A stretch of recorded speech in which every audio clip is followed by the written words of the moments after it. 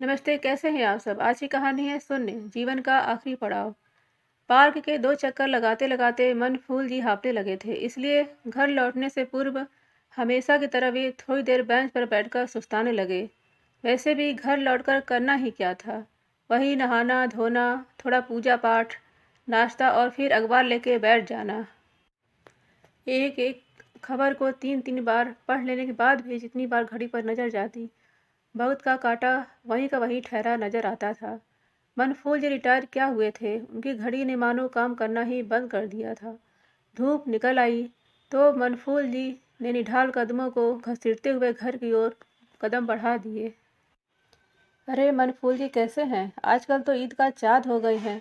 उनकी ही कॉलोनी में रहने वाले सुखलाल जी ने पुकारा तो मनफूल जी के कदम ठिठक गए। बस रिटायरमेंट के बाद घर से कम ही निकलना हो पाता है।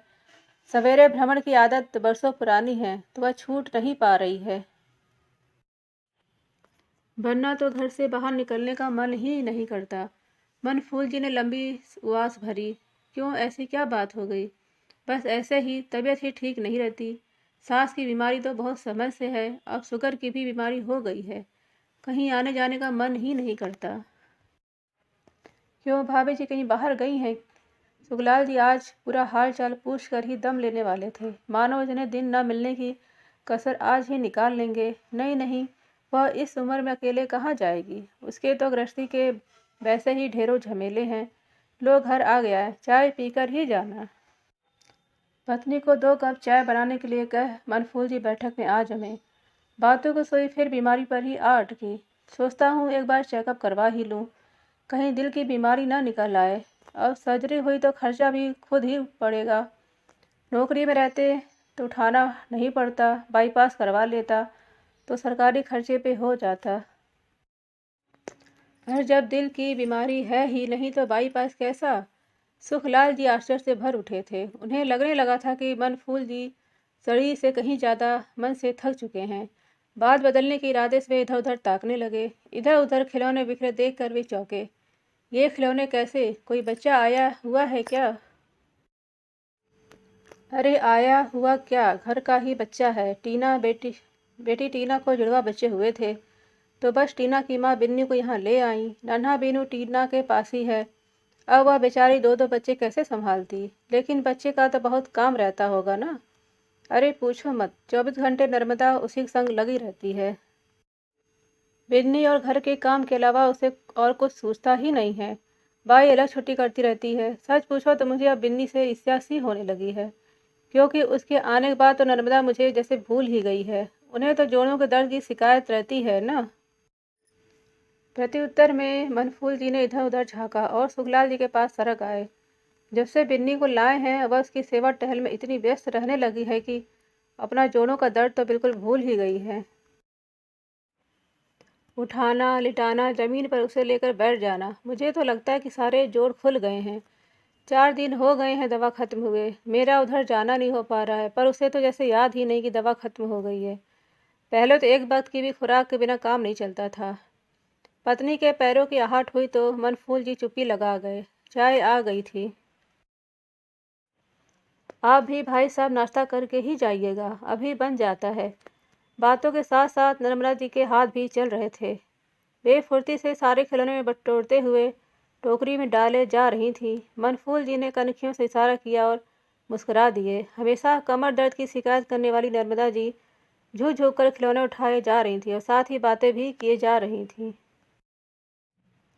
मेरे एक परिचित का फ़ोन आया था, उन्हें कुछ पने अनुवाद करवाने हैं। मैंने कहा सोच कर बताऊंगा। उस वक्त आपका नाम दिमाग में नहीं आया था। आप तो ऑफिस में यह काम बड़ी रुचि से करते थे, तो उन्हें आपके पास भेज दूं? अरे नहीं नहीं, बड़ी मुश्किल से तो थोड़ा फ्री हुआ हूँ। अब तो बस लेटे रहने का मन करता है, कौन इस झंझटों में फंसे। झंझट कैसा? यह काम तो आप बिस्तर पर बैठे बैठे भी कर सकते हैं। उचित पारिश्रमिक भी मिलेगा और आपका। अरे नहीं नहीं, पारिश्रमिक की कोई बात नहीं है। वैसे तभी अंदर से नर्मदा जी की पुकार सुनाई दी। आप जरा ये नाश्ता पकड़ लेंगे? विनी उठ गई है। उफ, क्या मुसीबत है। झुंझलाते हुए मनफूल जी अंदर चले गए। अनुवाद के कितने पेज होंगे? ज़्यादा नहीं, आप आराम से जैसे तैसे वक्त मिले कर दीजिएगा, कोई जल्दी नहीं है। मैं आज ही उन्हें फ़ोन कर देता हूँ। वे कल आपसे मिल लेंगे। सुखलाल जी ने चाय नाश्ता के लिए शुक्रिया अदा किया और घर की राह ली। लेखक प्रेमचंद जी ठीक ही कह गए हैं कि बुढ़ापा बहुधा बचपन का पुनरागमन होता है। 2 सप्ताह बाद सुखलाल जी स्वयं मनफूल जी के घर उपस्थित थे। नर्मदा जी ने दरवाज़ा खोला और मुस्कुराकर स्वागत किया। नमस्ते भाभी जी, देखिए आपके हाथों की चाय पीने फिर हाजिर हो गया। क्यों नहीं, अभी बना देती हूँ। नर्मदा जी रसोई में चली गई और दोनों दोस्त बातचीत में मशगूल हो गए। बिन्नी की तबीयत ठीक नहीं है। कल उसे टीका लगवाया था तो रात ही तेज बुखार चढ़ आया। आधी रात तक नर्मदा उसके संग जागती रही। फिर मुझसे रहा नहीं गया तो बाकी रात मैं उसे लेकर घूमता रहा। अभी जाकर सोई है। अब ऐसे में कैसे अनुवाद का काम कर पाऊंगा। बाई अलग छुट्टी पर है। सारे काम का बोझ अकेली बेचारी नर्मदा पर आ पड़ा है। वही बीमार न हो जाए। मनफूल जी की आंखों में पत्नी के लिए गहन चिंता के भाव भर आए, जिन्हें देखकर सुखलाल जी हैरत में पड़ गए। अरे भाई, ये स्थिति तो पिछली बार भी थी, पर तब आपके तेवर कुछ अलग थे। तब तो आप वह चाय लेकर आ रही है। नर्मदा जी ने चाय रखी और पति को संबोधित करते हुए बोली, मैं जरा नहाने जा रही हूँ। बिन्नी सो रही है तो उसे कपड़े भी धोकर सुखाने हैं। थोड़ी देर लग जाएगी। वह उठ जाए तो आप जरा उसे देख लेंगे। आप तो एकदम बदल गए हैं मनफूल जी। पिछली बार तो आप दबे स्वर में भाभी जी की आलोचना कर रहे थे कि वे बिन्नी कितनी मसरूफ़ हो गई हैं कि उन्हें आपका ख्याल नहीं है। हर वक्त घर गृहस्थी के काम में उलझी रहती हैं। अपना जोड़ों का दर्द भूल गई हैं। यह तो अच्छी बात है, पर अपने पति को ही भूल जाए यह तो उचित नहीं है। हमारे संबंधों को एक बड़ा सा शून्य निगले जा रहा है। हाँ भाई, मानता हूँ मैंने ये सब कहा था। वह मेरी भूल थी। उस समय मुझे सेवानिवृत्ति हुए कुछ ही दिन हुए थे।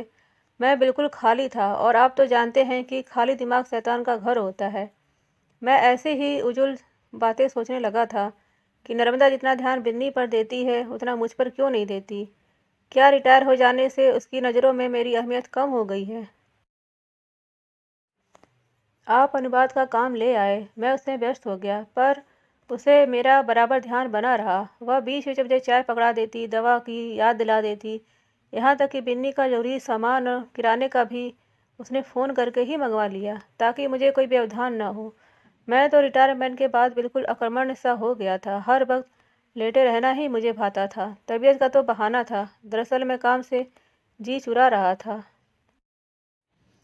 मैंने तो आपको यह सोचकर हामी भर दी थी कि नर्मदा को दिखा सकूं कि मैं फालतू नहीं हूँ और अभी भी कमा सकता हूँ, पर उस बेचारी के दिल में तो ऐसी कोई बात थी ही नहीं। मैं समझता था मुझे काम लेने से मना करेगी, ताने मारेगी कि आपको पास इतना वक्त है तो मुझे क्यों नहीं मदद करते। उसकी विनम्रता और भरपूर सहयोग रवैये ने मेरे झूठे हम को भेद डाला। बिन्नी केवल उसी की नहीं, मेरी भी जिम्मेदारी है और अब मैं हर काम में पूरा सहयोग करना चाहता हूँ। आप सही हैं दोस्त, मेरी गाड़ी फिर पटरी पर लौट आई है और मैं इसे उधर उधर भटकने नहीं दूंगा। लाओ, यह काम रख लेता हूँ।